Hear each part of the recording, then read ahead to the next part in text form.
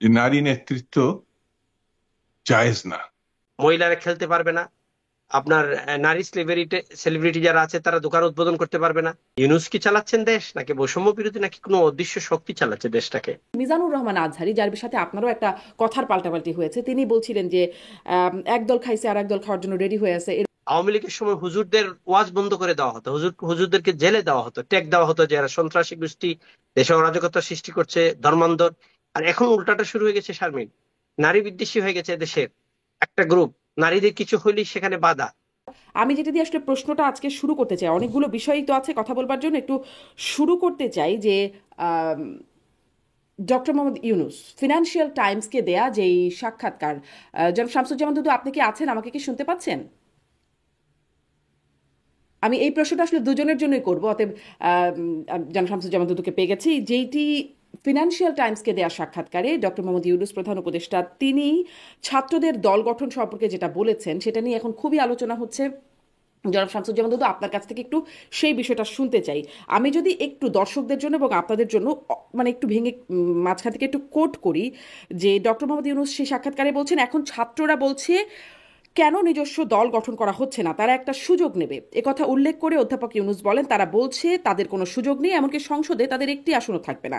কেন? কারণ তাদেরকে কেউ চেনে না। আমি তাদের বললাম পুরো জাতি তাদেরকে চেনে, তারা যা করতে চায় সে বিষয়ে তাদেরকে একটা সুযোগ দেই।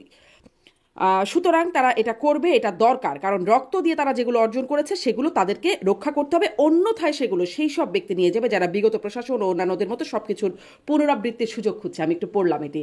শামসুজ্জামান দুদু, আপনারা মানে আপনাদের দলের মহাসচিব নিরপেক্ষ সরকারের প্রশ্নটি যখন এনেছিলেন নির্বাচনের সময়, তখন এটা নিয়ে অনেক আলোচনা হয়েছিল, উপদেষ্টা ছাত্র উপদেষ্টা অনেক অনেক প্রতিক্রিয়াও দিয়েছিলেন। এখন ডক্টর মোহাম্মদ ইউনূসের এই বক্তব্য এর পর নিরপেক্ষতার বিষয়ে আপনারা কি আপনাদের আস্থায় অটুট আছেন? নিরপেক্ষতা নিয়ে আপনাদের কোনো প্রশ্ন জাগে কিনা?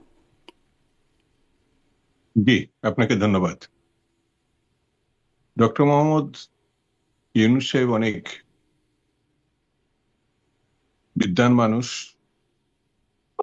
ভালো ব্যবসাদার, এবং সারা বিশ্বব্যাপী তার একটা পজিটিভ ভাবমূর্তি আছে, যে কারণে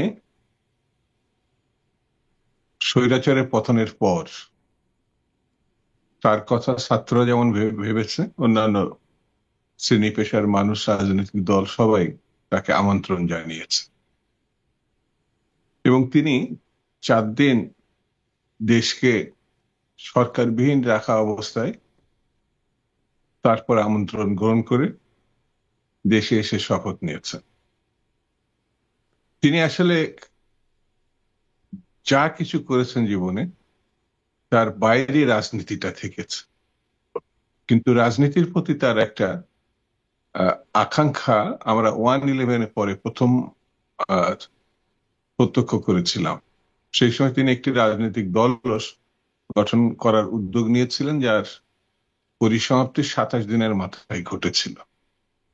সেই সময় তিনি প্রধান উপদেষ্টার সামরিক কর্তৃপক্ষের আমন্ত্রণকে সংক্ষিপ্ত সময় বলে মনে করেছিলেন, দীর্ঘ সময় হলে তিনি হয়তো গ্রহণ করতেন।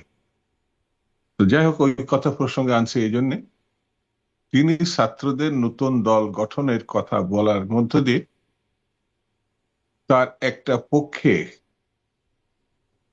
তার অবস্থানটাকে পরিষ্কার করেছেন। এই সরকার যেটা আছে এখন, কেয়ারটেকার সরকার, সেটা সকল রাজনৈতিক দলের, প্রতি সরকারের বাইরে সকল রাজনৈতিক দলের সমর্থিত সরকার বলে আমরা জানতাম, যদিও তিনি ক্ষমতা গ্রহণের পর পর বলেছিলেন এটি ছাত্ররা তাকে ক্ষমতায় বসিয়েছে। আসলে বিষয়টি এমন, ছাত্র জনতার সম্মিলিত প্রচেষ্টায় গণ অভ্যুত্থান সফল হয়েছিল। তিনি একটি অংশকে আহ মাথায় নিয়েছিলেন। এই জায়গা থেকেই তার বিভ্রান্তি শুরু হয়েছে, এবং তার লক্ষ্য তিনি সম্প্রতি স্পষ্ট করেছেন যে ছাত্ররা একটা দল গঠন করতে পারে। আমাদের মহাসচিব বা বিএনপির মহাসচিব এই বক্তব্যের আগেই সরকারের নিরপেক্ষতার প্রশ্নে বলেছেন যদি কখনো সংকট দেখা দেয় তাহলে অন্তর্বর্তীকালীন মানে কেয়ারটেকার সরকারের প্রয়োজনীয়তা দেখা দিতে পারে। তো ডক্টর মোহাম্মদ ইউনূস সাহেবের এই বক্তব্যের পরে অনেকে বিতর্কে অংশগ্রহণ করছেন, তোলপাড় হচ্ছে। তবে আমার বিবেচনায় তিনি কোনো সুনির্দিষ্ট লক্ষ্যে যদি থাকেন, তাহলে তিনি সেটি জাতির সামনে উপস্থাপন করতে পারেন। যেমন গ্রামীণ ব্যাংকের ক্ষেত্রে তিনি অত্যন্ত সাহসিকতার পরিচয় দিয়েছেন, তিনি সামাজিক ব্যবসার ক্ষেত্রে পরিচয় দিয়েছেন। রাজনীতির ক্ষেত্রে রাগঢাক করা ঠিক হবে না। তিনি যদি মনে করেন যে ছাত্রদের শিরোমণি তিনি হতে পারেন, তাহলে তো এখনই তার অংশগ্রহণ করা উচিত। কারণ নির্বাচনকে প্রলম্বিত করে দেশের সংকটকে বাড়িয়ে বিপজ্জনক অবস্থার দিকে দেশকে না নিয়ে যদি তিনি তার মনের ইচ্ছাকে কার্যকর করতে হয়, তাহলে যত দ্রুত সম্ভব আমার মতে সিদ্ধান্ত নেওয়া উচিত। সেই কারণে সবকিছু লেজে গবরে করার আগে তিনি আসলে কি চাচ্ছেন, কি করতে চান, এই বিষয়টি পরিষ্কার হওয়ার দরকার। এটা আমার একান্তই ব্যক্তিগত প্রসঙ্গ। এখনো পর্যন্ত আমরা মনে করি যে তিনি যদি ভালো একটি নির্বাচনের জন্য যে প্রতিশ্রুতি দিয়ে, অর্থাৎ গণতন্ত্র প্রতিষ্ঠার যে আকাঙ্ক্ষা মানুষের, নিজের ভোট নিজে দিবে নিজের পছন্দের প্রার্থীকে, এই আকাঙ্ক্ষা তিনি যদি মনে করেন যে এখনো কার্যকর করা সম্ভব, তাহলে এখনো পর্যন্ত আমাদের সমর্থন তার প্রতি আছে। তবে বিতর্ক অবসান হওয়ার দরকার, এটা আমার কাছে মনে হয়। কিভাবে বিতর্ক অপসারণ হবে? তিনি তার অবস্থান পরিষ্কার করতে পারেন। যতটুকু বলেছেন, এতে ধোঁয়াটেচ্ছন্ন পরিস্থিতি তৈরি হয়েছে। তিনি কি এই পরিস্থিতি আসলে কি করতে চান, সেটা পরিষ্কার করা ভালো। জি, মানে সেটি আমি এটাই আসলে আরেকটু, আপনি হয়তো পরের অংশেও আরেকটু বলবেন যে পরিষ্কার আসলে কি ল্যাঙ্গুয়েজ বললে পরিষ্কার হবে এই বক্তব্যে। তিনি কি কোনো মানে আমি রাজনৈতিক দল গঠনের মূল উদ্যোক্তা হতে চান, হুম মূল ব্যক্তি হতে চান, নাকি একটি ভালো নির্বাচনের যে আকাঙ্ক্ষা সেই নির্বাচনের তিনি তো সঙ্গে এটিও থাকতে বলেছেন চান? যে তার একটি আসলে দলের রাজনৈতিক সঙ্গে থাকবে। আকাঙ্ক্ষা নাই, তিনি দল গঠন করতে চান না, এই বিষয়টি তো তিনি বলেছেন। এটা তিনি বলেছেন, কিন্তু যে বিতর্কটি হচ্ছে সেই বিতর্কে তিনি নিজেকে জড়াইছেন। জি, জি, মানে তো দুইটাই তিনি স্বাভাবিক কারণে বলেছেন সেই এখন আসলে সেজন্য। বিতর্কে সবাই মনে করছে তিনি একটি রাজনৈতিক দল গঠনের পক্ষে ভূমিকা রাখছেন। জি, বলা আর না বলার ভিতরে একটা পার্থক্য আছে। আমি জানাবো এটিও তাজ রহমান, আপনার কাছ থেকেও একটু এই বিষয়ে আপনাদের পর্যালোচনা কি মনে হচ্ছে। আহ, বর্তমান সরকার নিরপেক্ষ ভূমিকায় রেখে বা থেকে নির্বাচনের দিকে আগাচ্ছে কিনা?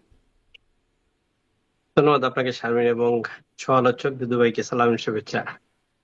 দেখেন, ডক্টর ইউনূস সাহেবকে তো আমরা সবাই জাতি আশা নিয়ে, উনি যখন আসলেন 3 দিন দেশের, দুদুভাই বলল দেশের রাষ্ট্র ক্ষমতা কেউ ছিল না, এই 3 দিন অপেক্ষা করে যাকে জাতি সবাই মিলে একসাথে বসালো, আজকে আপনি যেটা পড়ে শোনাইলেন বা আমরা দেখলাম, তো মনে হয় উনি একটা পক্ষ নিয়ে কথা বলছেন। ওনার সাথে প্রিভিয়াস রেফারেন্স যদি যোগ করি, উনি বলেছেন আমার নিয়োগকর্তা ছাত্ররা, দুইটা রেফারেন্স একসাথে মিলে যাচ্ছে। তাহলে কোনো ব্যক্তি যদি যারা নতুন রাজনৈতিক দল গঠন করবে ওনাদেরকে উনি এনকারেজ করেন, আবার ওরা ওনার নিয়োগকর্তা হয়, তাইলে সেই ব্যক্তির অধীনে আগামী দিনে একটা নিরপেক্ষ, সুষ্ঠু এবং লেভেল প্লেইং ফিল্ড নির্বাচন হবে, এটা একটা সন্দেহ আমাদের মনে রাজনৈতিক দলে ঢুকবে না, সাধারণ মানুষের ঢুকবে না। বাংলাদেশের মানুষের কাছে উনি দুইটা রাস্তার মধ্যে একটা রাস্তা চয়েস করে নিতে হবে। একটা হলো উনি ছাত্রদের পক্ষ নিয়ে একটা নির্বাচন করবেন যেখানে লেভেল প্লেইং ফিল্ড হবে না, জাতি বিভক্ত হয়ে যাবে। আরেকটা হলো উনি একটু সুষ্ঠু নির্বাচন করার জন্য সমস্ত রাজনৈতিক স্টেক হোল্ডারদের সাথে বসে রাজনৈতিক দল করুক ছাত্ররা, আমরা সাধুবাদ জানাই, কোনো অসুবিধা নেই, রাজনৈতিক দল গঠন করার অধিকার সবার আছে, কিন্তু সেটা যেন কিংস পার্টি রাষ্ট্র ক্ষমতার থেকে সরকারের সুযোগ সুবিধা ভোগ করে। উনি নিজেই বলেছেন একটা সিট পাবে না, ওরা বলছে জানে। 23 বছর পর পাকিস্তানের ইমরান খান কিন্তু রাষ্ট্র ক্ষমতায় আসছিল রাজনৈতিক দল গঠন করে। বিএনপি 45-47 বছর পুরনো রাজনৈতিক দল, জাতীয় পার্টি 40 বছর পুরনো রাজনৈতিক দল। রাজনৈতিক দল ওভারনাইট তৈরি করে রাষ্ট্র ক্ষমতায় আসা এই সাউথ এশিয়া ইতিহাসে তো তাড়াতাড়ি হওয়া সম্ভব না। মানুষ জানতে হবে, সবাই জানে ওনারা নেতা, কিন্তু ওনাদের দল, ওনাদের প্রতীক, ওনাদের কি ভীষণ কি করবেন সব নিয়ে। তারপরেও যদি জনগণ ওনাদেরকে নিরপেক্ষ নির্বাচনের মাধ্যমে ভোট দিয়ে সংসদে দেয়, আমাদের তো কোনো আপত্তি নাই। কিন্তু সেই নির্বাচনটা কার মাধ্যমে, কোন ইলেকশনের মাধ্যমে, কোন পুলিশের মাধ্যমে, কোন কেয়ারটেকার গভর্নমেন্টের মাধ্যমে, কোন অন্তর্বর্তী সরকারের মাধ্যমে আমরা করব, আমরা রাজনৈতিক দলগুলো তো সন্দিহান, ওনার বক্তব্য থেকে বিএনপির মতো স্টেক হোল্ডার, সবচেয়ে বড় স্টেক হোল্ডার সন্দিহান, আমরাও সন্দিহান।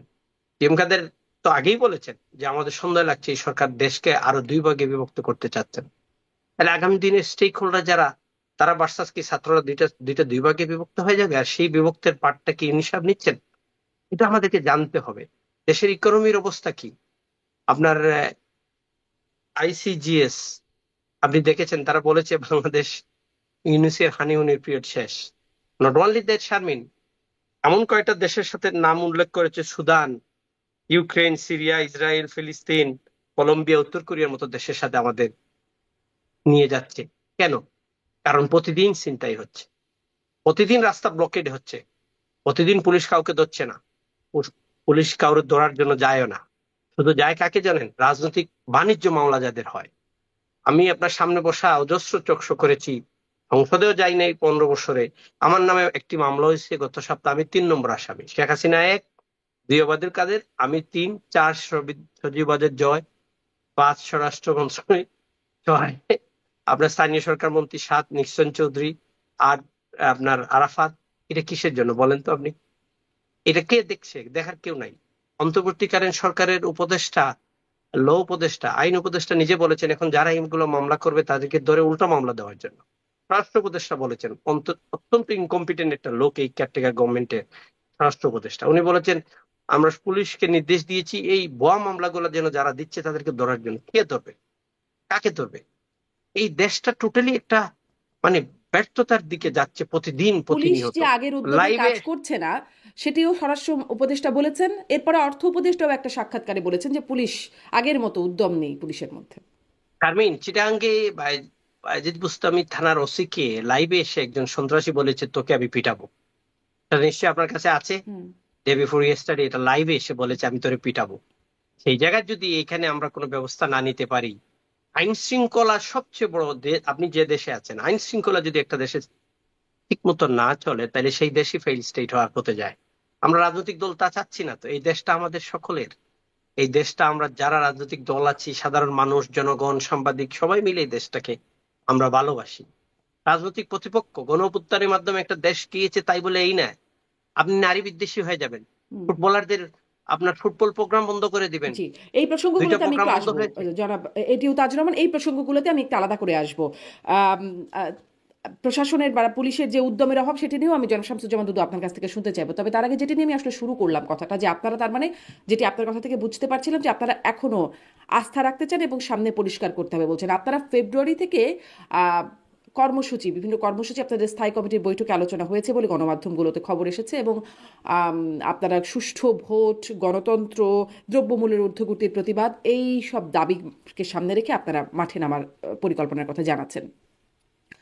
কীরকম কর্মসূচি আপনারা করবেন এবং মানে নিরপেক্ষ সরকারের যে বিষয় নিয়ে আপনিও বলছিলেন যে একটা বিতর্ক উঠেছে, এই প্রসঙ্গেও আপনাদের কোনো অবস্থান থাকবে কিনা এই কর্মসূচির মধ্যে? এই কর্মসূচির মূল লক্ষ্যটা হচ্ছে মানুষ তার নিজস্ব পছন্দের প্রার্থীকে যেন ভোট দিতে পারে, একটি নির্বাচিত সরকার যেন রাষ্ট্র পরিচালনায় অংশগ্রহণ করতে পারে। সেই পরিস্থিতিটা এই সরকার অবিলম্বে পদক্ষেপের মাধ্যমে জাতিকে, যেটাকে আমরা বলেছি যে যত দ্রুত সম্ভব অর্থাৎ যৌক্তিক সময়ের মধ্যে একটি রোডম্যাপ ঘোষণা। তো সরকার নিজে যে ইঙ্গিত দিয়েছে সেটি এই বছরের শেষে অথবা আগামী বছরের শুরুতে। এই বিষয়টির কিন্তু কেউ অবহেলা করেনি, কিন্তু আনুষ্ঠানিকভাবে এই ঘোষণাটা আসেনি যে ডিসেম্বরের 1 তারিখ বা 15 তারিখ অথবা জানুয়ারির 1 তারিখ বা 15 তারিখ 2026 এই ধরনের সুনির্দিষ্টকরণ করা হয়নি। উপরন্তু প্রধান উপদেষ্টা প্রেস সচিব উনি খুব পাণ্ডিত্যপূর্ণ বক্তব্য দেন। তো উনি আবার এক কাটি স্বরে মিস্টার ডক্টর মোহাম্মদ ইউনূসের বক্তব্য খণ্ডন করে উনি 26 সালের জুন পর্যন্ত যেতে পারে। তো তিনি সরকারের উপদেষ্টার মুখপত্র না, প্রেস সচিব। তো যদি এই কথা নীতি নির্ধারণীমূলক একটি ঘটনা, তিনি মাঝামাঝি বলেছেন 26 সালে, তো তিনি আসলে বা ডক্টর ইউনূস অথবা অন্য কোনো যা উপদেষ্টাগুলো যারা বলেছেন, যেমন সেনাপ্রধান কিন্তু সর্বপ্রথম 15-18 মাসের কথা সম্ভবত বলেছিলেন। তারপরে ডক্টর আসিফ নজরুল সাহেব বলেছিলেন। তারপরে শিক্ষা উপদেষ্টা সম্ভবত ব্যক্তিগত কথা বলে তিনি এই একই সময়ের কথা, কাছাকাছি সময়ের কথা বলেছেন। তখন সরকারের পক্ষ থেকে বলা হয়েছিল যে সরকার প্রধান হিসাবে শেষ কথাটা ডক্টর মোহাম্মদ ইউনূসই বলবেন। ইউনূস সাহেব ওটা বলেছিলেন এই বছরের শেষ বা আগামী বছরের প্রথম। কিন্তু সরকারের বক্তব্যের পরেও তার প্রেস সচিব আগামী বছরের মাঝামাঝির কথা বলেছে। ডক্টর মোহাম্মদ ইউনূস তো আসলে প্রথমার্ধের কথা বলেছিলেন, তো প্রথমার্ধ তো আসলে সেই হিসেবে যদি হয়তো উনি হিসেব করে বলছেন যে জুন পর্যন্ত প্রথমার্ধ গড়ায়, তাই না কি, মানে 6 মাস আরো বেশি 6 মাস লাগতে পারে, সেই ব্যাখ্যাই হয়তো প্রেস সচিব দিয়েছেন। উনি ব্যাখ্যাটা যদি আমি না বুঝে থাকি তাহলে আলাদা কথা, তাহলে তো এতগুলো কথা বলার দরকার নেই। আর আমি তার বক্তব্য পত্র পত্রিকায় দেখে মিডিয়ায় শুনে যতটুকু বুঝেছি যে উনি বছরের শেষ আগামী বছর প্রশ্ন। প্রেস সচিব আরেকটা কথা বলেছেন, কিছুটা রাগান্বিত হতে পারেন, অবহেলা হতে পারেন, যে বিরোধী দলগুলো যদি মানে রাজনৈতিক দলগুলো যদি কম সংস্কার চান তাহলে নির্বাচন আগেও হতে পারে। কম বেশি সংস্কারের কথাটা আমাদের কাছে ক্লিয়ার না। আমরা বরঞ্চ বলেছি নির্বাচনের প্রয়োজনে যে সংস্কারগুলো সেগুলো করে যত দ্রুত সম্ভব নির্বাচন কিন্তু দেওয়া, সেগুলো আপনারা এটা তো আমাদের স্পষ্ট করে বলেন না জনাব শামসুজ্জামান দুদু, যে নির্বাচনের জন্য ঠিক কি কি সংস্কার প্রয়োজন এবং সেটুকু সংস্কার করতে যৌক্তিক সময়ের বাইরে গিয়ে, মানে শব্দর জায়গা থেকে বেরিয়ে একটা নির্দিষ্ট আমরা সময় কেন? এখন ক্লিয়ার করে দিয়েছি যে 5ই আগস্টের মধ্যে নির্বাচন হতে পারে। শব্দ, দিন, মাস আমরা উল্লেখ করে দিয়েছি, যদি আপনার দৃষ্টি না এড়িয়ে থাকে। আমাদের একজন স্থায়ী কমিটির সদস্য এটা পরিষ্কার করেছেন। এরপরে সরকারের পক্ষ থেকে আর কোনো কথা আসে নাই। এরপরে সরকারের পক্ষ থেকে কথা বললে তখন আবার বলা যাবে। ইতিমধ্যে আমরা সরকারের উপরে না জনমত গঠনের জন্য এবং দেশের যে সমস্যাগুলো সেগুলো তুলে ধরার জন্য, যেমন নিত্য প্রয়োজনীয় দ্রব্যাদি কিছু কিছু ক্ষেত্রে এতটাই বেড়েছিল, ইদানিং কিছু কমছে, ইদানিং সেটা একেবারে হাসিনা আমলকেও কোনো কোনো ক্ষেত্রে মানে ওভারটেক করছিল। এখন কিছু কিছু দ্রব্যের দাম দু একটি কমেছে। আইন শৃঙ্খলা পরিস্থিতি অত ভালো বলা যাবে না। বিচার বহির্ভূত হত্যাকাণ্ড, অর্থাৎ বিএনপির একজন যুবদলের নেতাকে ধরে নিয়ে গিয়ে তাকে পিটিয়ে হত্যা করা হয়েছে এবং এই হত্যার পরে তাকে গ্রেপ্তার করা উচিত ছিল, কিন্তু সেখান থেকে সরিয়ে দেওয়া হয়েছে। এটা গত সরকারের সঙ্গে এই সরকারের এই জায়গাটা একটা মিল তৈরি হয়েছে, মানে শাস্তিমূলক ব্যবস্থা না নেওয়া, অর্থাৎ কি বলে ওটাকে, এক জায়গা থেকে আরেক জায়গায় নিয়ে যাওয়া কোনো শাস্তি না। একটা হত্যাকাণ্ডের শাস্তি হচ্ছে কেস হওয়া এবং তাকে আইনের আওতায় আনা, সেটা হয় নাই। এর আগে, বেশ আগে শ্রমিকরা দাবি জানানোর পরে সাভারে গুলি করে একজনকে হত্যা করা হয়েছিল, একটা শ্রমিক নেতাকে। তো স্বাভাবিক কারণে মানে এই ঘটনার মানে খুব স্বাভাবিক ঘটনা বলা যাবে না। দাবি উত্থাপন করলে ষড়যন্ত্র, এটা ঠিক না। যেমন মাদ্রাসার শিক্ষকরা তাদের কথা বলতে আসার পরে তাদের যেভাবে বেধড়ক পিটানো হয়েছে, এটা স্বাভাবিক না। যদি তার পরের দিনই তাদের দাবিগুলো কিভাবে মানা হবে সেটা আবার বলা হয়েছে পর্যায়ক্রমে তাদের দাবিগুলো। তো অনেকটা মানে জুতো মেরে গরুদানের মতো পিটালাম, আবার পরের দিনই মেনেও নিলাম। তো পিটানো কি ঠিক হয়েছে না বেঠিক, এটা সরকারের বলা উচিত ছিল, দুঃখ প্রকাশ করা উচিত ছিল, সেটা তারা করে নাই। তা আমার কাছে মনে হচ্ছে যে 16 বছর 17 বছরের যে ঘটনা, সেই ঘটনাটা হয়তো এই সরকার বুঝতে ব্যর্থ হয়েছে, এবং ব্যর্থ হওয়ার পরে তার যে সিদ্ধান্ত নেওয়ার দরকার ছিল সেটি সে নিতে দ্বিধান্বিত, অথবা অন্য কোনো ভাবনা তাদের মধ্যে থাকতে পারে। অর্থাৎ তারা ক্ষমতায় থাকবে, মানে আরেকটি মাধ্যমে এনে, যেটাকে ওই যে তিনি বলেছেন ছাত্ররা করতেই পারে রাজনৈতিক দল। তা আমার কাছে মনে হয়েছে যে কেউ রাজনৈতিক দল গঠন করতে পারে, কিন্তু যে কোনো 69-90 গণঅভ্যুত্থান পরে ছাত্ররা শিক্ষাঙ্গনে ফিরে গেছিল। কিন্তু এখন ছাত্ররা যারা ইন্টারমিডিয়েট পাস করে নাই অথবা স্কুলের ছাত্র, যে কারণে সম্ভবত অপ্রাপ্ত বয়স্কদের ভোটার করার জন্য এখনো যে আইন আছে সেই আইন অনুযায়ী 17 বছরের ভোটার হতে পারে না। কিন্তু ডক্টর ইউনূস সাহেব 17 বছরের নামাতি চেয়েছেন, 21 বছরে প্রার্থী করতে চেয়েছেন, যখন ইউনিভার্সিটিতে থাকার কথা। তো ইউনিভার্সিটি ছেলেকে হয়তো 3জনকে দেখে ডক্টর মোহাম্মদ ইউনূস সাহেব উৎসাহিত হয়েছেন। তা আমার কাছে মনে হয়েছে ডক্টর ইউনূস সাহেব আরেকটু এগোলে পরে ভালো করে, তিনি তার পদ থেকে পদত্যাগ করে একজন 17 বা 21 বছরের কাউকে প্রধান উপদেষ্টা করলে এটা একটা নজির হতে পারে। তিনি এইদিকে হাঁটতে পারতেন, তাহলে বোঝা যায় যে তিনি যা বলছেন তিনি তা মানেন। 84 বছরের একজন, বৃদ্ধ বলবো কিনা আমি জানি না, সে তার পদ অলংকৃত করে অন্যদেরকে অন্যভাবে ব্যবহার করে, এটা বোধহয় স্বাভাবিক না, সুস্থতার লক্ষণও না। জি, যা জি জনাব বলবো সেটা অনুসরণ করা ভালো। শামসুজ্জামান, ধন্যবাদ আপনাকে। মানে আপনারা কি ধরনের কর্মসূচিতে যাচ্ছেন এটি নিয়ে একটু প্রশ্ন করব। এটি প্রশ্ন করব যে আওয়ামী লীগ কর্মসূচি, তারাও কর্মসূচি দিচ্ছে এবং ফেব্রুয়ারিতে কর্মসূচি দিচ্ছে, তাদের ঘোষণার পরপরই বিএনপির কাছ থেকেও ঘোষণা আসছে, এটা নিয়েও একটা প্রশ্ন তৈরি হচ্ছে। এটা নিয়েও একটু আপনার কাছ থেকে শুনবো জনাব শামসুজ্জামান দুদু। আমি এটিও তাজ রহমান কাছে ওই প্রসঙ্গটিতে একটু শুনতে চাই যে আওয়ামী লীগ যে কর্মসূচির কথা বলছে, তারা নানান রকম কর্মসূচি এবং শেষে সর্বাত্মক হরতালের মতো কর্মসূচির দিকেও যেতে পারে এবং এরকমটি বলছে। তারা বলছে যে তাদের যে নানান অনেকের সাথে তাদের আলোচনা চলছে, জোট সঙ্গীদের সাথে আলোচনা চলছে, বিভিন্ন শ্রেণী পেশার মানুষের সাথে আলোচনা চলছে।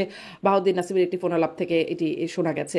আপনারাও দীর্ঘদিন তাদের সাথে কাজ করেছেন, মানে নির্বাচন করেছেন, যখন কিনা বিএনপি নির্বাচন প্রত্যাখ্যান করেছে আপনাদেরকেও এই সময়ে স্বৈরাচারের দোসর বা এরকম ট্যাগ দেয়া হয়। সেখানে আপনাদের সাথেও কি কোনো আলোচনা আছে? আওয়ামী লীগ যেরকম আন্দোলনে যেতে চাচ্ছে, আপনাদেরও কি সেই আন্দোলনের কোনো অংশ বা যাবার কোনো পরিকল্পনা আছে কি? শারমিন, এই জনাব তাজ রহমানকে আমি জানতে চাইছিলাম। Thank you. আচ্ছা, শারমিন, 3টা নির্বাচন আওয়ামী লীগ করেছিল, তার মধ্যে 14তে বিএনপি যায় নাই, 18তে বিএনপি গিয়েছিল, 24-এ আমরা গিয়েছি, বিএনপি যায় নাই। 14-র পরে সমস্ত স্থানীয় নির্বাচনেও বিএনপি গিয়েছিল। নির্বাচনে অংশগ্রহণ করা কিন্তু ফৌজদারি অপরাধ নয়, বাট ইনক্লুসিভলি যদি নির্বাচন হয় সেই নির্বাচন নিয়ে বিতর্ক হয় না। তার বিতর্ক থাকতেই পারে, আলাপ আলোচনা হইতেই পারে। আমরা আমাদের রাজনীতি করার সুযোগ পাচ্ছি না। আমাদের প্রতিষ্ঠা বার্ষিকী দিয়ে এই সরকার পারমিশন দিচ্ছে না, জেলায় জেলায় উপজেলায় পারমিশন দিচ্ছে না। বৈষম্যরা আমাদের সাথে আমাদের প্রোগ্রামে বাধা দিচ্ছে। পুলিশ অন্য কোনো কাজ না করলেও আমাদের কাজে বাধা দেয়। আমাদের প্রতিষ্ঠা বার্ষিকী পার্টি অফিসের সামনে আমরা করেছি, ডিপ্লোমা ইনস্টিটিউটে পারমিশন চেয়েছিলাম, দেওয়া হয়। তো আমরা কারোর সাথে এখন জুট নিয়ে চিন্তা করছি না, আমরা আমাদের কার্যক্রম চালিয়ে যাচ্ছি। আগামী দিনে নির্বাচন এই সরকারের, এই অন্তর্বর্তীকালীন সরকারের অধীনে যদি ইউনূস সাহেব এরকম বক্তব্য দিয়ে থাকেন, তাহলে জাতীয় পার্টি তো চিন্তা করতে হবে আমরা আগামী দিনে নির্বাচন এই সরকারের অধীনে কি যাব না যাব না, আমাদের চিন্তার সময়। আওয়ামী লীগকে তো এখনো নিষিদ্ধ করা হয়নি। আওয়ামী লীগকে যদি নিষিদ্ধ করা হয়ে যায় তাহলে আওয়ামী লীগ তার রাজনীতি দেশে করতে পারবে না। যতক্ষণ আওয়ামী লীগ নিষিদ্ধ না হয় তখন আওয়ামী লীগের রাজনীতি করবে কি করবে না সেটা সরকার দেখবে, আওয়ামী লীগ রাজনৈতিক দল হিসাবে দেখবে। তবে আমার মনে হয় আওয়ামী লীগের যে ভুল ভ্রান্তি গুলো আছে সেগুলো আওয়ামী লীগের স্বীকার করা উচিত। ভুল তো অনেকগুলো আছে, সেগুলোকে স্বীকার করে নিয়ে জাতির কাছে বলা উচিত যে আমাদের ভুল হয়েছে। আমরা এই মুহূর্তে আওয়ামী লীগ রাজনীতি করবে আর তাদের সাথে জোট হবো কিনা, এটা তো আমি এই মুহূর্তে মনে করি ব্যক্তিগতভাবে আমাদের এইটাতে কোনো ধরনের কোনো আলোচনা আমাদের দলেই নেই। আমাদের 25 তারিখ প্রেসিডিয়াম মিটিং হয়েছে, আমরা আলোচনা করেছি রাজনৈতিক দল নিয়ে আমাদের কাজ, আমরা কি করব, আমাদের আগামী দিনের রাজনৈতিক পরিকল্পনা, আমার আগামী দিনের নির্বাচন। এই সরকার আমাদের সাথে যে বৈষম্যমূলক আচরণ করছে, বৈষম্য বলে তারাই বৈষম্য আচরণ করছে। 48টি নিবন্ধিত রাজনৈতিক দলের মধ্যে 17 থেকে 22টারে যাকে, বাকিগুলার নাই। সেম থিওরিতে তো ইলেকশনে আওয়ামী লীগ করেছিল, আপনি তখন রিপোর্টে বাংলাদেশেই ছিলেন। এখন যেটি হলো, বাংলাদেশ কোন দিকে যাচ্ছে? আমরা কি নির্বাচনের দিকে যাচ্ছি, নাকি প্রলং করার জন্য আরেকটি এই সরকারকে দীর্ঘমেয়াদী একটা পরিকল্পনা হাতে নিয়েছেন? উনি আমার দুদুভাই, শ্রদ্ধেয় দুদুভাই বললেন যে 17 বছরে আপনি এই জাতিসংঘের সনদের একটা সিগনেচারকারী দেশ বাংলাদেশ, 17 বছর তো শিশু বলা হয়, আপনি সেই জায়গায় 17তে নিয়ে আসতেছেন ভোটাধিকার দিতে। শিশু কি ভোট দিবে? 18 না হলে তো শিশু। জাতিসংঘ সনদ সিগনেচারকারী দেশগুলা 21-এ আপনি মাস্টার্স তো কমপ্লিট করার মতো 22-23 চলে যায়, সে জায়গায় আপনি 21-এ পার্লামেন্ট মেম্বার নিতে চাচ্ছেন। এগুলো তো বুঝেই মানুষ বুঝতেই পারে যে কেন আপনি এটা করতে চাচ্ছেন। এগুলোর একটা ফ্যাসিলিটেট করতে চাচ্ছেন, একটা গ্রুপকে আপনি ফ্যাসিলিটেট করছেন যারা আপনার নিয়োগকর্তা। এই নিয়োগকর্তারা একটার পর একটা বাংলাদেশের সংবিধান পরিপন্থী, সংবিধানের কবর দিবে, রাষ্ট্রপতি সরাবে, বিচারপতিদের সরাবে, সবগুলা করতে চাচ্ছে। বিএনপি আমরা সবাই মিলে যদি এর এইগুলাতে বাধা না দিতাম, তারা কিন্তু আরো অনেক কিছু করে ফেলতো। এই দেশকে 111 মির্জা ফখরুল সাহেবের বক্তব্যের খণ্ডায় ওই সময় বিরোধী নেতারা বলছেন যে বিএনপি চাচ্ছে। বিএনপি কেন? 111 তো তৈরি হয়ে গেছিল যেদিন ওনারা রাষ্ট্রপতিকে সরানোর জন্য গণভবনের সামনে গিয়ে আন্দোলন করা শুরু করেছিলেন। সেদিন যদি বিএনপি বলতো না এটা হবে না, আমরা সবাই মিলে বলতাম না এটা হবে না, তাহলে তো সেদিনই 111 রাস্তা তৈরি হয়ে যেত। এটা বেকম হতো। সংসদ না থাকলে সংসদীয় পদ্ধতির সরকারের রাষ্ট্রপতি নিয়োগ করার সুযোগ নেই সামিল। কেউ রাষ্ট্রপতি দিতে পারবে না। রাষ্ট্রপতি কে নিয়োগ দিবে? সংসদে মেজরিটি যে দল তাদের ভোটাভুটির মাধ্যমে সেখানে রাষ্ট্রপতি করা হয়। তারপরে চলে আসছেন সেনাবাহিনী প্রধান সরাবেন। এখন আপনি সংবিধানকে কবর দিবেন, এই সংবিধান পুরা কবর দিবেন। এই সংবিধানে জিয়াউর রহমান সাহেব আছে না, সেই রাষ্ট্রপতি, বেগম খালেদা জিয়ার 2 শাসন আছে না, সাদের শাসন আছে না, বৈধ রাজনৈতিক যতগুলা মানে সংস্কার আছে সংবিধানের 17টা অ্যামেন্ডমেন্ট হয়েছে, আরো 17টা করেন। সংবিধানের কবর দিবেন কেন? আপনারা রাজনৈতিক দলের সাথে একটার সাথে যুদ্ধ শুরু করে বাকি সবগুলোর সাথে যুদ্ধতে চলে যেতে যাচ্ছেন। এটা করে কি আপনি দূরত্ব না কমিয়ে দূরত্ব বাড়িয়ে দেশের কোনো সুবিধা হবে? হবে না। আইন শৃঙ্খলার অবস্থা খারাপ, দ্রব্যমূল্যের অবস্থা খারাপ, foreign FDI, foreign direct investment 71% down to last year, এবং 6 ইয়ার্স এর মাঝে লয়েস্ট। আপনি এগুলো যদি ফিক্স না করেন, আপনার ইকোনমি কোন দিকে যাবে? জি, আপনি গোট এখন এই থেকে যে বাইরে আপনি হইলে আপনি যে অভিযোগগুলোর জায়গা বা অনুযোগগুলোর জায়গা তুলছেন, আপনারা কি কোনো কর্মসূচির জায়গায় আছেন? বিএনপিও কর্মসূচি আমাদেরকে তো দিচ্ছে ফেব্রুয়ারি থেকে। আমাদের তো কর্মসূচি করতে দিচ্ছে না শারমিন। আমাদের আলোচনা 25 তারিখ করেছি, 25 জানুয়ারিতে আমরা প্রেসিডিয়াম মিটিং এ আলোচনা করেছি আমরা কর্মসূচি করব। আমাদের প্রতিষ্ঠা বার্ষিকী ছিল 1 জানুয়ারি, আমাদের সেই প্রতিষ্ঠা বার্ষিকীতে করতে দেয়নি সরকার। আমরা চাচ্ছি দ্রব্যমূল্য নিয়ে আন্দোলন করতে, দ্রব্যমূল্য নিয়ে আলোচনা করতে, আগামী নির্বাচনী ব্যবস্থা সুন্দরভাবে তৈরি করে একটা ভালো নির্বাচন দিয়ে এই সরকার চলে যাও। নির্বাচনে যে আসবে আমরা সমর্থন দিব, ফ্রি ফেয়ার ক্যাটেগরি ইলেকশন করার জন্য লেভেল প্লেইং ফিল্ড। কিন্তু এখন যদি যে রেফারির জন্য ভূমিকা রাখবে, সে যদি রেফারি অন্য দলের একটা অংশগ্রহণকারী দলের রাজনৈতিক দল হয়ে আসে মাঠে খেলতে আর তার পক্ষে থাকে, তাহলে সেই রেফারি কি আমার পক্ষে থাকবে? নিউট্রালিটিটা পক্ষে থাকবে? সে তো যে কোনো সময় রেড কার্ড দেখাইতে পারে, পেনাল্টি দিয়ে দিতে পারে তার পক্ষে। জি, এখন প্রশ্ন এই আপনার জিনিসগুলো প্রশ্ন তো আপনার চিন্তা জায়গাটা করতে হবে। স্পষ্ট। আমি জনাব তাজ রহমান, মানে আপনারা নির্বাচনই করতে পারবেন কিনা, মানে এখন তো বলা হচ্ছে আওয়ামী লীগকে নির্বাচন করতে দেয়া হবে না, যে কোনো মূল্যে ঠেকানো হবে। আপনাদের বিষয়ে কি অবস্থান, কোনো শক্ত বা একদম সুনির্দিষ্ট অবস্থান আছে কিনা পরবর্তীতে একটু জানবো, সেটি আপনারা কতটুকু জানতে পারছেন। জনাব শামসুজ্জামান দুদু, যেই প্রশ্নটি করছিলাম যে যেটি নিয়ে অনেক আলোচনা হয়েছে, নিশ্চয়ই আপনারাও এই প্রশ্নের মুখে পড়েছেন। আবারও একটু করি যে আওয়ামী লীগ ঘোষণা করবার পরপরই আমরা আপনাদের কাছ থেকেও এই সিদ্ধান্তের বিষয়ে গণমাধ্যমে খবর আসতে থাকলো যে স্থায়ী কমিটির বৈঠকে এমন সিদ্ধান্ত হয়েছে, আপনারা ফেব্রুয়ারি থেকে এই দাবিগুলো নিয়ে একটা কর্মসূচির দিকে যাচ্ছেন। এটা কি আসলে সময় মিলে যাওয়াটা কি কাকতালীয়, নাকি আসলে কোনো রকম যোগসূত্র আছে? ছাত্র উপদেষ্টা বা ছাত্রদের পক্ষ থেকে বারবারই বলার চেষ্টা করা হয়েছে যে আওয়ামী লীগের সাথে বিএনপির পর্দার পেছনে কোনো আলোচনা আছে, পুনর্বাসনের চেষ্টা আছে যেটি বিএনপি করছে, এরকম অনেক আলোচনা আছে। সেরকম ভাবার কোনো যৌক্তিক কারণ বা কোনো রকম কারণ আছে কি? যৌক্তিক কারণ নাই। যারা 1 মাসের আন্দোলনে মনে করে সরকার ফেলে দিয়েছে, তারা 16 বছর 17 বছরের ভাবনাটা তাদের মাথায় নাই। তারা পিটুনি খাইছে, গণহত্যার মুখোমুখি হয়েছে, কিন্তু 16-17 বছরের যদি যাদের বয়স থেকে মাইনাস করায়, তখন তারা হয় শিশু ছিল আর না হলে কিশোর ছিল। যারা আওয়ামী লীগের সঙ্গে বিএনপিকে ট্যাগ করার চেষ্টা করছে, এই শিশু আর কিশোরদের কথা বেশি ভাবা ঠিক হবে না। কারণ ইতিহাসের এই ঘটনা থাকবে যে এর ধারাবাহিকতায়, অর্থাৎ ফ্যাসিবাদ বা স্বৈরাচারের বিরুদ্ধে লাগাতার বিএনপি না, অনেকগুলো রাজনৈতিক দল যারা লাগাতার ভাবে আন্দোলন করেছে, নির্যাতন ভোগ করেছে এবং 60 লক্ষ আসামি হয়েছে, 2.5 লক্ষ মামলা হয়েছে। আজকে যারা কথা বলছে এইসব মামলার ভিতরে তারা ছিল না, তখন তারা নিচু ক্লাসের ছাত্র ছিল। তো স্বাভাবিক কারণে এই জিনিসগুলো হয়তো বা তারা জানে না। তো এখন বয়স হয়েছে, একটা পর্যায়ে আছে, এই ইতিহাসগুলো জানলে তারা বুঝতে পারবে যে কার সঙ্গে কার সম্পর্ক থাকার কথা। ডক্টর মোহাম্মদ ইউনূস যখন তার বিরুদ্ধে মামলা হয়েছে এবং কোর্টে গেছে, সাজা হয়েছে, তার আগ পর্যন্ত তিনি স্বৈরাচারের বিরুদ্ধে কথা বলেননি বলেই তিনি একজন মাস্টারমাইন্ড খুঁজে বের করে তাকে ওয়াশিংটন ডিসিতে নিয়ে গিয়ে 1 মাসে তিনি একটা বিরাট ঘটনা ঘটাইছেন, মানে মাস্টারমাইন্ড। তো এই কথাটা তার মাথার মধ্যে আছে, কারণ 1 মাসের বাইরে গেলে ডক্টর মোহাম্মদ ইউনূস এই আন্দোলনে ছিল না। তার বিরুদ্ধে স্বৈরাচার বা ফ্যাসিস্টদের বিরোধিতা করার জন্য কোনো মামলা হয় নাই। তো স্বাভাবিক কারণে যারা ওই 16-17 বছরের ঘটনা জানে না বা জানার চেষ্টা করে নাই, বা জানলে তারা এই অবস্থায় থাকে না, তারা ওইটা অস্বীকার করতে পারে। ওটা নিয়ে ভাবনার কিছু নেই। বিএনপি এবং আওয়ামী লীগের সুনির্দিষ্ট রাজনৈতিক পথ পরিক্রমা আছে, কর্মসূচি আছে। 16-17 বছর ধরে নির্বাচনে অংশগ্রহণের দাবি জানিয়েছে, যে সুষ্ঠু নির্বাচনে, সেটা হচ্ছে বিএনপি এবং সমমনা বা আন্দোলনকারী যে শক্তি ছিল তারা। সে সময় এদের কোনো অস্তিত্ব ছিল না। তাহলে যার বিরোধিতা করা হলো, এবং প্রায় আমাদের 2000-এরও বেশি গুম, নিখোঁজ বা নিহত হয়েছে এই সময়টায়, যেমন এক এক দুইজনের নাম বলে, একটা ছাত্র সংগঠনে একসময় সেক্রেটারি ছিল এমিলিয়াস আলী, 3 বারের সংসদ সদস্য, সাংগঠনিক সম্পাদক, সে আজ পর্যন্ত ঘরে ফেরে নাই, আজ পর্যন্ত। তো আন্দোলন আওয়ামী লীগ বিরোধী মিনিমাম যদি ধারণা থাকতো, তাহলে এর প্রতি তাদের শ্রদ্ধা থাকতো। শ্রদ্ধা থাকলে পরেই তো 16 বছরের ঘটনা প্রতি শ্রদ্ধা থাকবে, তখন আর আওয়ামী লীগের সঙ্গে ত্যাগ করার কোনো কারণ নাই।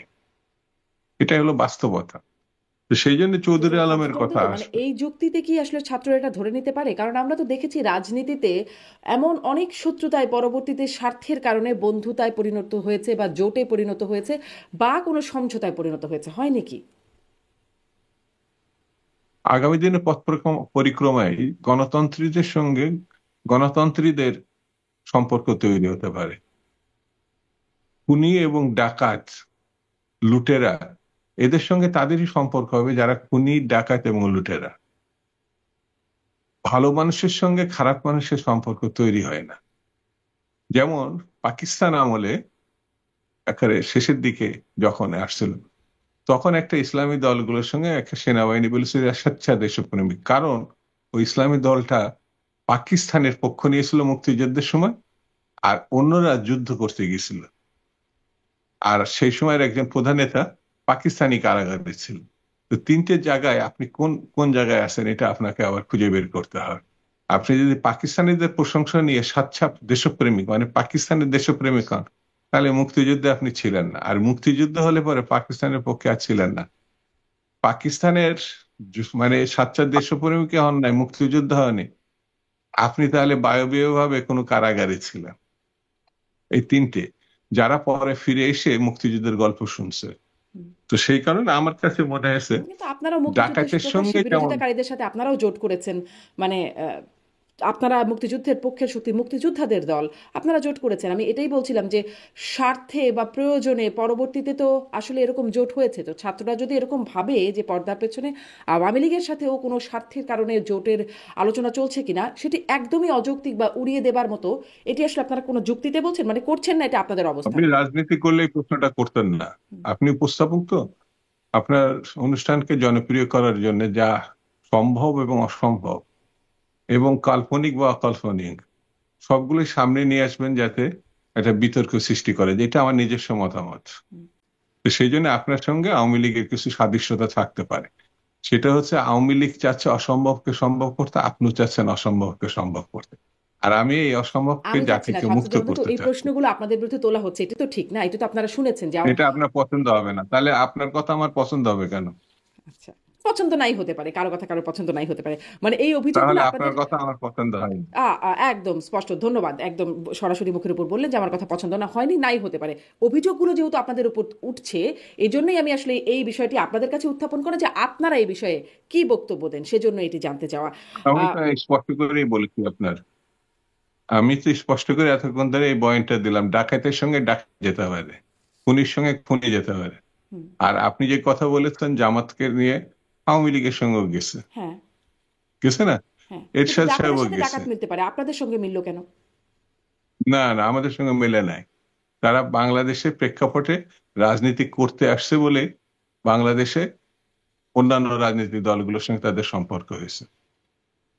হুম, এখন আওয়ামী লীগকে প্রমাণ করতে হবে যে তারা যে লুটেরা, গণহত্যাকারী, মিনিমাম সেই জায়গা থেকে তাদের সরতে হলে পরে এটা স্বীকার করতে হবে।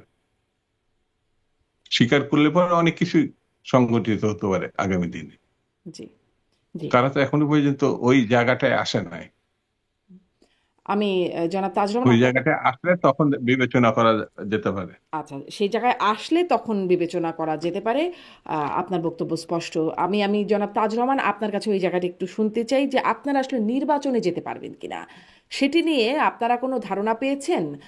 কোনো আপনাদের কাছে কোনো বার্তা পৌঁছেছে কি? কারণ আমরা দেখেছি যে কদিন আগে এই উপদেষ্টা মাহফুজ আলম তিনি বলছিলেন যে আম, আওয়ামী লীগকে আর নির্বাচনে অংশগ্রহণ করতে দেওয়া হবে না। এই প্রসঙ্গে তিনি বলছিলেন যে বাংলাদেশপন্থী যারা আছে, বিএনপি জামাত সহ যারা বাংলাদেশপন্থী আছে, তারাই তারাই শুধু নির্বাচন করতে পারবেন বা রাজনীতি করতে পারবেন। এখন আপনারা ফ্যাসিবাদের দোসর হিসেবে ট্যাগ পেয়েছেন, আপনারা নির্বাচন করতে পারবেন কিনা, আপনারা বাংলাদেশপন্থী না বাংলাদেশের মানে তার অপোজিটে যারা আছেন তারা কোন পাশে পড়ছেন বা আপনাদের কোন পাশে ফেলা হচ্ছে?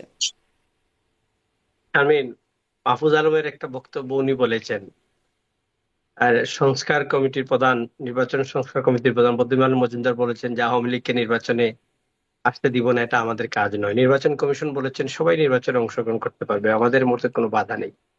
কার বক্তব্য শুনবে এই জাতি, আর কার বক্তব্য নিবে, সেটাই আমরা চিন্তা করে পাচ্ছি না। আমরা বাংলাদেশি, বাংলাদেশের পক্ষে, স্বাধীনতার পক্ষে, স্বাধীনতা সার্বভৌমত্বের পক্ষে, মুক্তিযুদ্ধের পক্ষে একটি শক্তি আমরা। সেই দলকে যদি আপনি বলেন যে যারা মুক্তিযুদ্ধের, বাংলাদেশের পক্ষে, বাংলাদেশের পক্ষে কি জামাত? জামাত তো এখনো ক্লিয়ার করে নাই তাদের বক্তব্য। খালেদ মহিউদ্দিনের প্রোগ্রামে দেখলাম বারবার উনি চেষ্টা করতে চাচ্ছেন বাইর করার জন্য, আপনার প্রোগ্রামে দেখলাম, কিন্তু এখনো ক্লিয়ার ওনারা বলছেন না। জাতীয়বাদী তো মুক্তিযুদ্ধের পক্ষের শক্তি, তারপরেও আমাদের বৈষম্যের শিকার, বৈষম্য বিরোধী বলে এখন বাংলাদেশে বৈষম্য চলছে। জাতীয়বাদী বৈষম্যের শিকার আমরা তখন বলেছিলাম যে এই বৈষম্যতে আমরা যখন শিকার হচ্ছি, আগামীতে কিন্তু আরো রাজনৈতিক দল হবে। এটা তখনই কি বিএনপি কে ধন্যবাদ দিতে হয়। বিএনপি তখন বলেছিল, অবশ্য জাতীয়বাড়ির অফিসে আগুন দিতে আপনাদের কে বলেছে 2.5 মাস পরে গিয়ে, কি কারণে দিয়েছেন?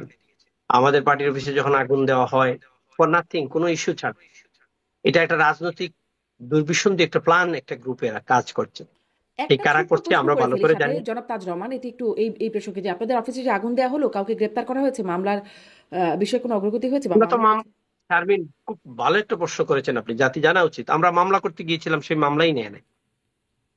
আওয়ামী লীগের সময় পুলিশ কাজ করতো আওয়ামী লীগের হয়ে, এখন পুলিশ কাজ করতে বৈষম্য বিরোধীর পক্ষ নেই। বাংলাদেশের কোন গ্রুপ কাজ করছে আমরা এখনো জানি না। ইউনূস কি চালাচ্ছেন দেশ, নাকি বৈষম্য বিরোধী, নাকি কোনো অদৃশ্য শক্তি চালাচ্ছে দেশটাকে? মামলা নেই নাই, মামলা করতেই পারি নাই, এখনো প্রোগ্রাম করতে পারি না, আমাদের প্রতি বৈষম্য করা হচ্ছে। হুম, বাংলাদেশের বৃহত্তর স্টেক হোল্ডারদের বাদ দিয়ে আপনি একটা সুষ্ঠু নির্বাচন কি করে করবেন? বড় দলগুলা তো, বিএনপি তো বলছে না জাতীয় পার্টির প্রোগ্রাম করতে দিও না, আসতে দিই না, বিএনপি তো বলছে না। রাজনীতির মাঠে যদি রাজনৈতিক দলগুলো, বৃহত্তর স্টেক গুলার উপস্থিতি না থাকে, তখনই কিন্তু বেকম তৈরি হয়, এক পেশে রাজনীতি হয়, যেটা আওয়ামী লীগ 16 বছর করে গিয়েছে। এখন এই নতুনরা কি তৈরি করতে চাচ্ছে? নতুন যারা রাজনৈতিক দল তৈরি করবে তারা কি চাচ্ছে? ফুটবলারদের ফুটবল বন্ধ করে দিবে, মহিলারা খেলতে পারবে না, আপনার নারী সেলিব্রিটি যারা আছে তারা দোকান উদ্বোধন করতে পারবে না।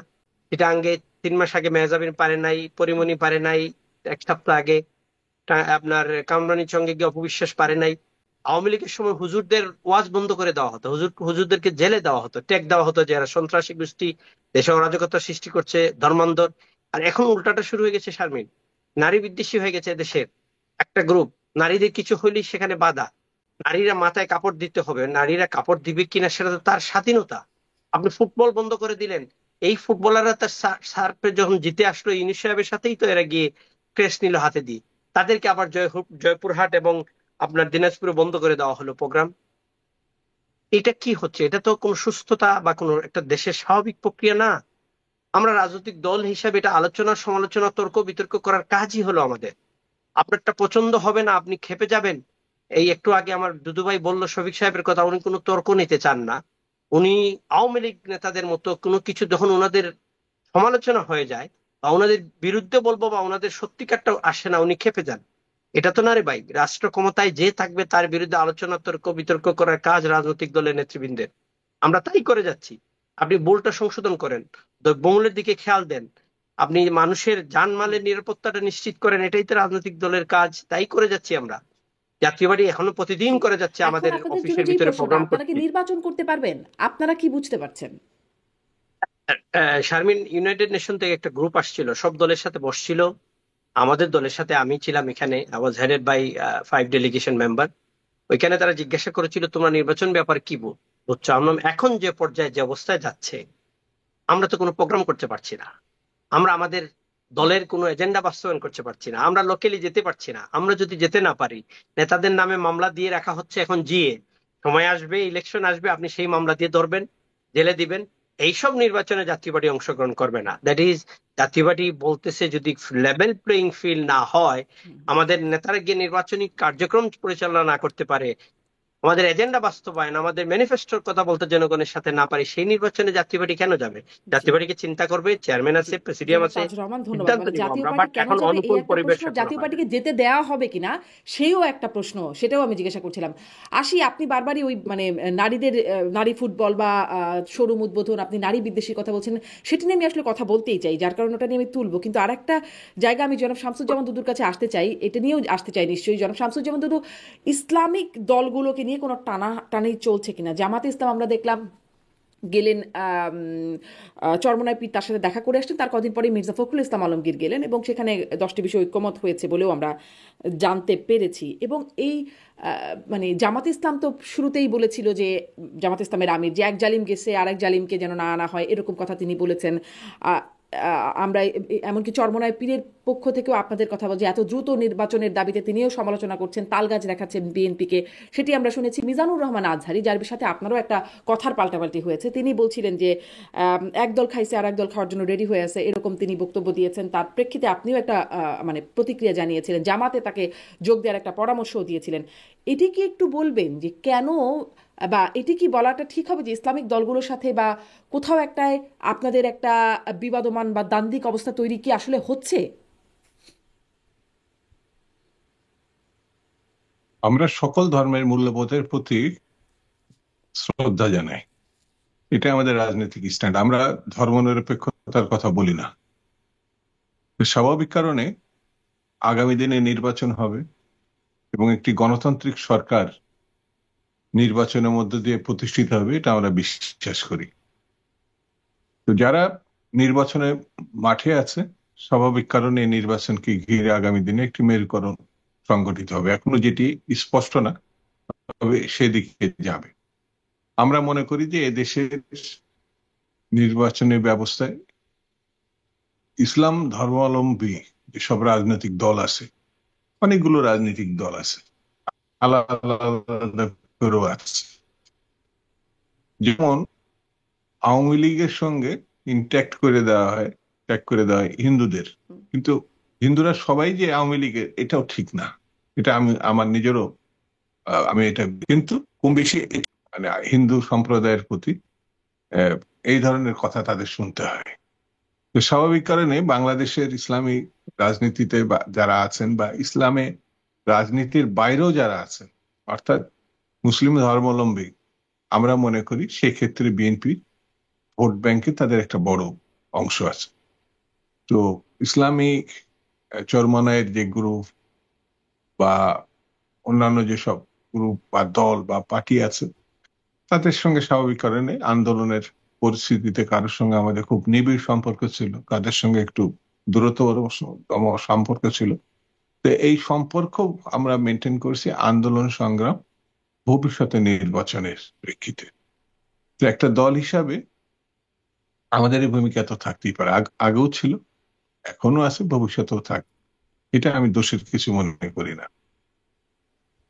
আচ্ছা, মানে ইসলামিক দলগুলোর সাথে একটা যোগাযোগ বাড়ানোর চেষ্টায় কি এখন আছে বিএনপি? এটা একটু শুনবো খুব এটা সংক্ষেপে। আগাগোড়াই ছিল, আচ্ছা, মানে এটা আগাগোড়াই আগাগোড়াই ছিল। আমাদের সম্পর্ক ছিল, আগাগোড়াই ছিল যে এখনো আছে, বিষয়টি ভবিষ্যতেও জনাব তাজ থাকবে। রহমান আনছেন, আমিও বলছিলাম যে আমি আলোচনায় আনতে চাই। এই যে শোরুম উদ্বোধন করতে যাওয়া মডেল বা নায়িকা যারা আছেন নারী, তাদেরকে যেতে দেওয়া হচ্ছে না, নারী ফুটবল বন্ধ করে দেওয়া হচ্ছে। এর আগেও যদি আমি নারী বিদ্বেষীর কথা বলছেন, বা এর আগেও যদি আমি আরো কয়েকটা ঘটনা যোগ করি, সেটি ঠিক নারীদেরকে নিয়ে না, যেমন লালন মেলা সেটি বন্ধ করে দেওয়া, ডেইলি স্টার প্রথম আলোর উপর হামলা, এবং সবগুলোই আমরা যদি দেখি তৌহিদি জনতা, তৌহিদি জনতার ব্যানারে এই কাজগুলো করা হচ্ছে। জনাব শামসুজ্জামান দুদু, প্রশ্নটা এখানে করতে চাই যে 5ই আগস্টের পরে এত তৌহিদি জনতা কোত্থেকে আসছে, বা মানে 5ই আগস্টের আগে তো ওদেরকে এত দেখা যেত না, এরপরে এত তৌহিদি জনতা মানে কোথা থেকে আসছে? এই বিষয়ে আপনারা কি কোনো ধারণা রাখেন বা কিছু বলতে চান? আপনার কথা, প্রশ্নগুলো খুব স্পষ্ট না, তারপরে যতটুকু আমি বুঝতে পেরেছি তাতে এতটুকু বলি। আমার কথা কি শোনা যায়? একদম শুনতে পাচ্ছি, আপনার কথা আমি শুনতে পাচ্ছি।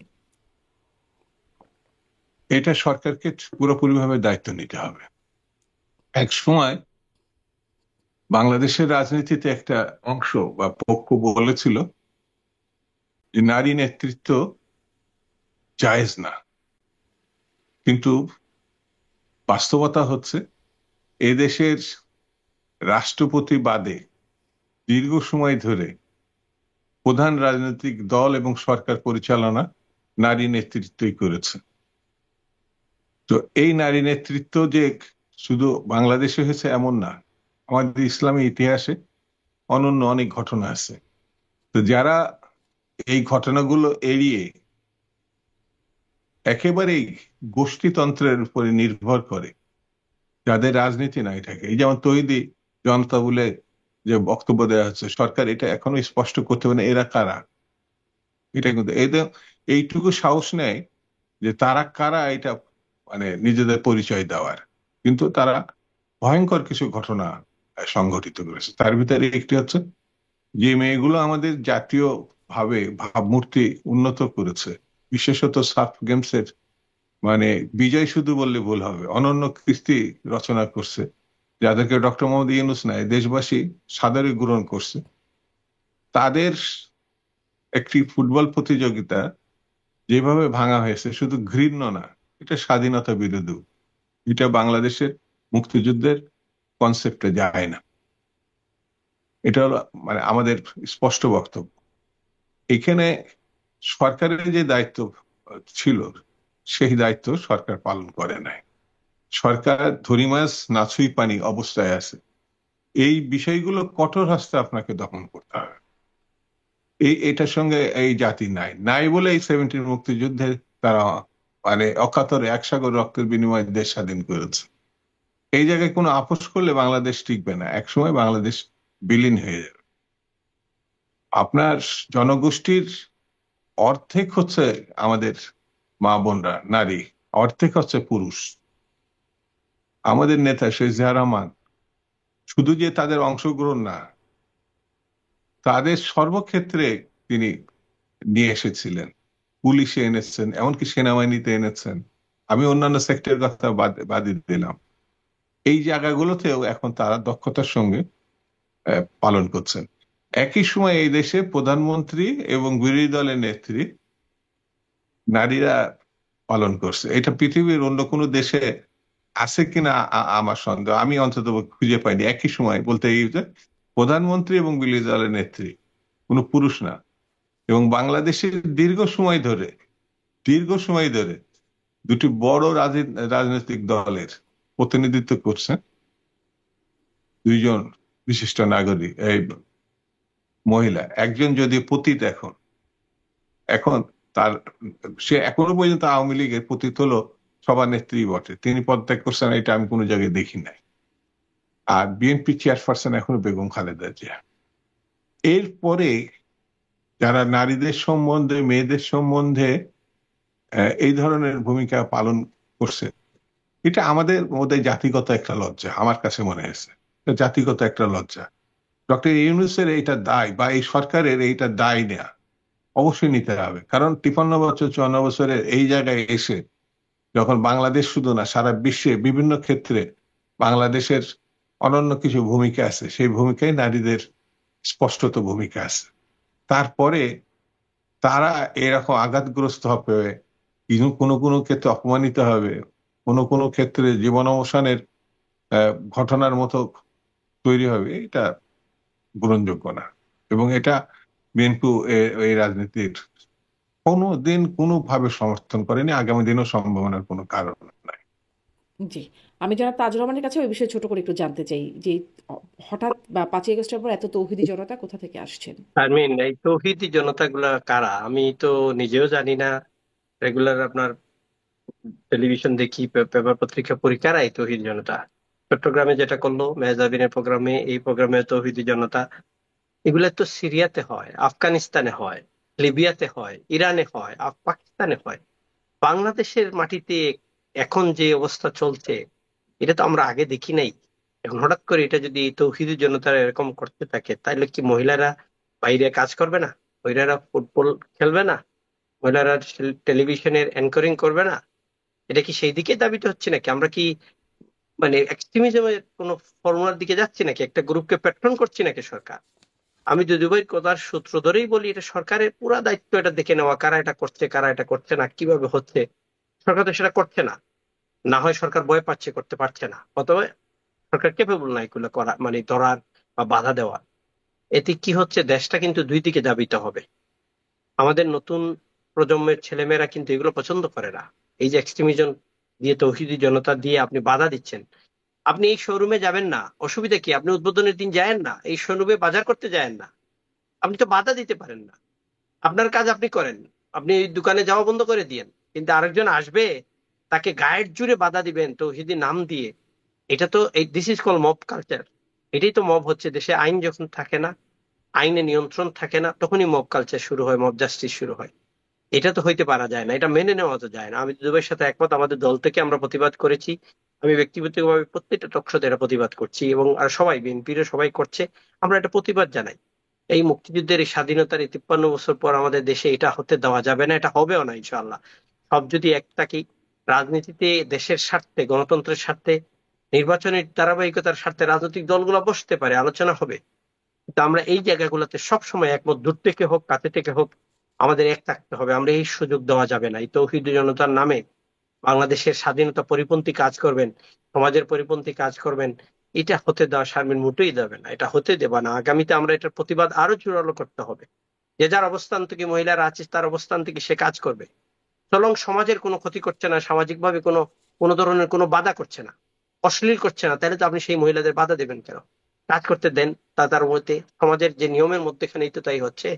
এই সাফ গেম যে জয় হয়ে আসলো, মেয়েরা তাদের, আপনি একটা ইভেন্ট এমন ভাবে পিটিয়ে ভাঙিয়ে দেওয়া হলো, মানে এটা মনে হচ্ছে যে আফগানিস্তান দেখতাম আমরা আগে টেলিভিশনে, এখন তাই দেখছি নাকি?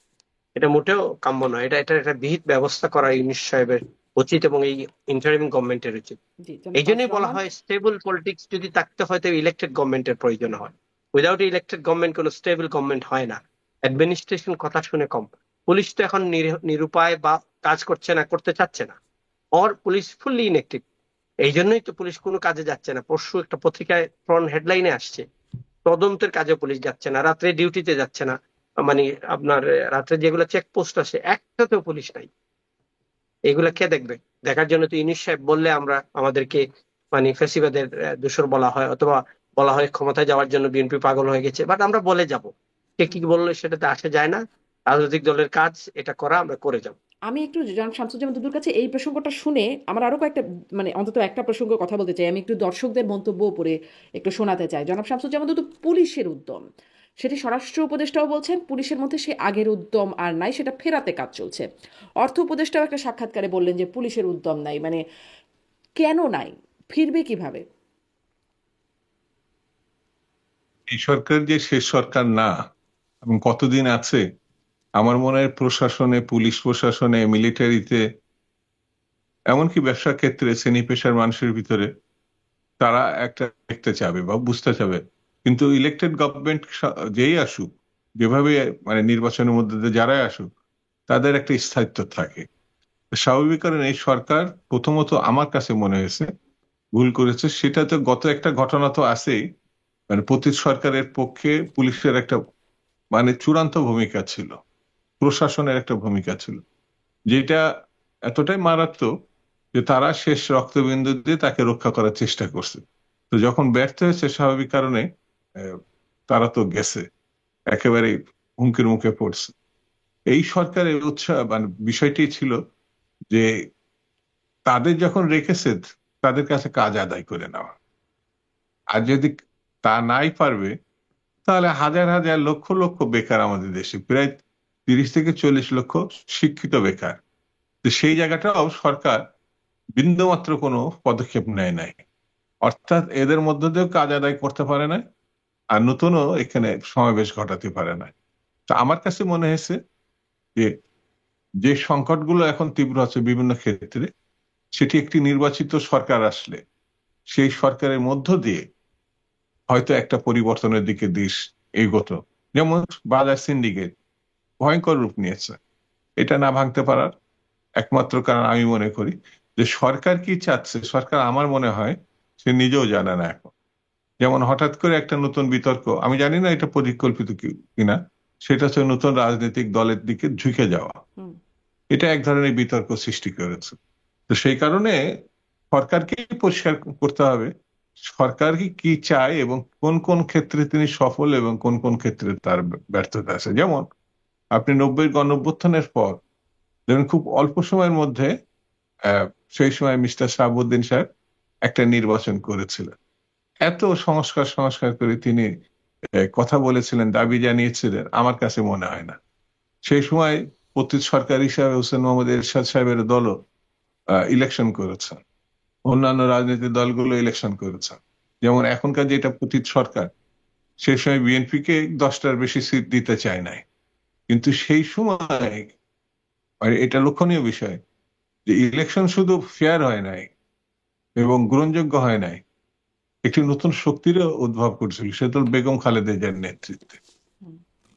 পরবর্তীতে নানান ঘটনা থাকতে পারে, কিন্তু এর মধ্যে দিয়ে যে স্বীকৃতি, সেই স্বীকৃতির জায়গাটাও এখন তৈরি করা হয়নি বা হচ্ছে না। আমার কাছে মনে হয়েছে এখন মানুষ এই সরকারের উপরে যদি কোনো কারণে আস্থা হারায়, কোনো কারণে যদি অবিশ্বাস তৈরি হয়, সেটা দেশের জন্য খারাপ হবে। আমার মতে সরকার তাৎক্ষণিকভাবে উদ্যোগ নিয়ে সকল রাজনৈতিক দল, শ্রেণী পেশার মানুষ সবার সঙ্গে আলোচনার প্রেক্ষিতে বাস্তবোচিত পদক্ষেপ গ্রহণ করা, না হলে পরে দেশের মধ্যে এক ধরনের জটিলতা তৈরি হতে পারে। এটা আমার নিজস্ব বক্তব্য। জি, জি, আমি কয়েকটা মন্তব্য, আমার দর্শকরা অনেকেই মন্তব্য করছেন, কয়েকটা পড়বার চেষ্টা করি। মোহাম্মদ মাসুদ, বিএনপিকে 90 সিট দেবে ইউনূস। ভয়েস ফর বাংলাদেশ, তিনি লিখছেন, এই আইডি থেকে লেখা হচ্ছে, 1996 সালে বিএনপি ক্ষমতায় থাকতে হ্যাঁ না ভোট দিয়ে ক্ষমতায় থাকতে চেয়েছিলেন। লোকমান হোসেন লিখছেন, জনগণ অসাম্প্রদায়িক দেশ গড়তে চায় এবং ছাত্ররাই প্রকৃত অসাম্প্রদায়িক দেশ গড়বে ইনশাল্লাহ। কাশেম আবুল লিখছেন, নারীর ক্ষমতায়ন সুশাসন প্রতিষ্ঠা শেষ, এই মুহূর্তে দেশ বাঁচাতে হলে সবাইকে ঐক্যবদ্ধ হতে হবে, এর কোনো বিকল্প নাই। কাশেম আবুল আরও লিখছেন, ডক্টর ইউনূস সাহেব যত বেশি সময় পাবেন ততই দেশের অবস্থা খারাপ হতে থাকবে। মমিন খান বলছেন, যারা ইউনূস সাহেবকে নিয়ে কটূক্তি করেন তাদের জন্য দরকার ছিল আওয়ামী লীগ সরকার। জায়েদ আবু, তিনি লিখছেন, তাজ ভাইকে আমার প্রশ্ন, যখন আওয়ামী লীগ 16 বছর গুম খুনের রাজনীতি করছিল এবং ব্যাংক লুটপাট দুর্নীতি করছিল, তখন আপনারা সরকারের সমালোচনা করছিলেন না হালুয়া রুটির ধান্দায় ব্যস্ত ছিলেন? মোহাম্মদ আলাউদ্দিন প্রশ্ন করছেন, এই দেশের ভাইয়ের রক্তে রাঙানো দিয়া তাদের আবার নির্বাচন করবে, তাদের আবার কার্যালয় পড়বে না, তাদেরকে বিচারের আওতায় আনার দরকার, আবার মামলা করতে যায়, আমি ঠিক এই বিষয়টা বুঝি নাই। একটু এই বিষয়গুলো নিয়ে আপনাদের একটু মন্তব্য জানতে চাই। জনাব তাজ রহমান, আপনাকে স্পষ্ট করে বলা হয়েছে, আপনি যদি মন্তব্যগুলোর প্রেক্ষিতে কোনো মন্তব্য করেন। না, যারা মন্তব্য করছেন তাদেরকে ধন্যবাদ। এরকম মন্তব্য করা উচিত, সমালোচনা করা উচিত। আমাদের বলেছেন যে আমরা তখন সমালোচনা করেছিলাম কিনা, সমালোচনা করা হয়েছে, না হয় না এই কথাটা মিথ্যে হবে। আপনার রেকর্ড আছে তো।